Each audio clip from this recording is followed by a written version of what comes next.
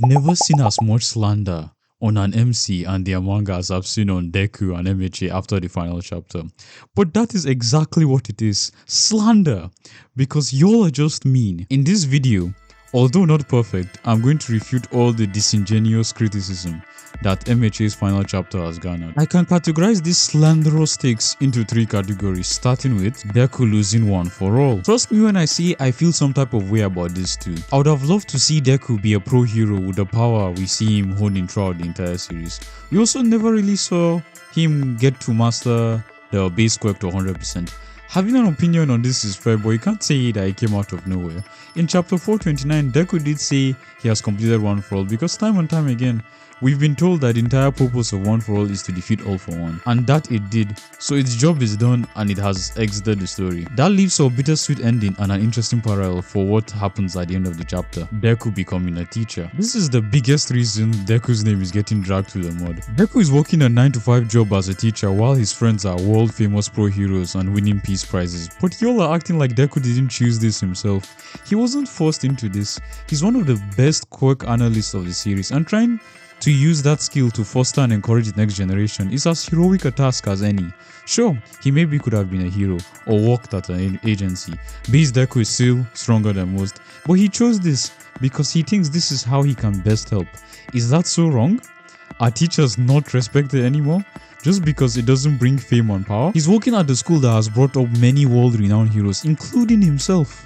I don't see anything wrong with that, and I hope Deku continues teaching even past this chapter. It's a perfect job for him. People are also saying because of the mistranslations from the leaks that Class A abandoned him, and I don't know how you can think that after watching this series. Deku only said it's hard to align schedules, and I don't know about y'all, but I'm just 20 and it's already hard for me to still meet up with my high school friends. It's perfectly normal, but to say they've abandoned him, that's crazy.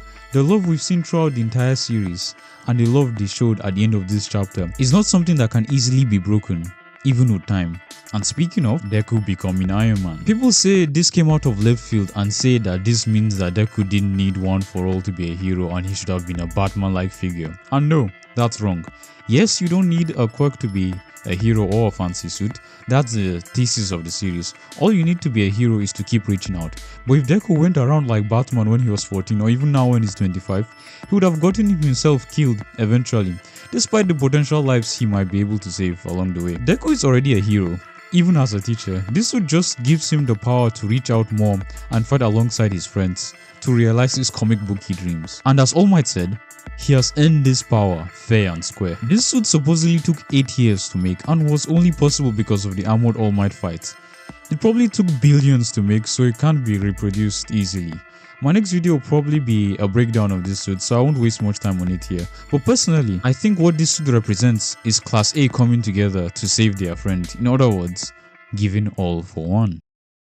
I want to use the bonus section of this video to give my own gripes about the chapter. As I said, it's good, but not perfect. The ending is too short. 17 pages for a final chapter is crazy in my opinion. I simply wish we saw more of the post-time skip world and its characters, but I can understand why we didn't. Horikoshi probably wanted us to feel the isolation and loneliness Deku felt, so that's fair. But I still think more pages would have been better, like show us how UA has changed or Deku teaching or something. Post-time skip relationships. I am not saying to confirm who ended up together and who didn't. That would be great, but that would also cause a war on Twitter. But it really would have been cool to see the adult dynamics of Class A. Let me see Deku and Oraka talk, Bakugo and Shoto, Kirishima and Mina, etc. Deku's reputation. We kinda got this in the chapter already, but Dai's reaction to seeing Deku and saying, "You really exist?" has some sad implications. Deku should have been world famous up until graduation, even now. I mean, his defeat of Shigaraki was live streamed, no? That probably should have more views than that All Might video Kid Deku was watching. He probably has his own peace prize too and we just didn't see it. It would have been great to see how the world sees Deku. I'm sure they hold him in higher regard than what Twitter sees. That's a wrap. What do you think about MHA's final chapter? Let me know in the comments below. Like, subscribe and ring the bell while you're down there too. See you later. Bye.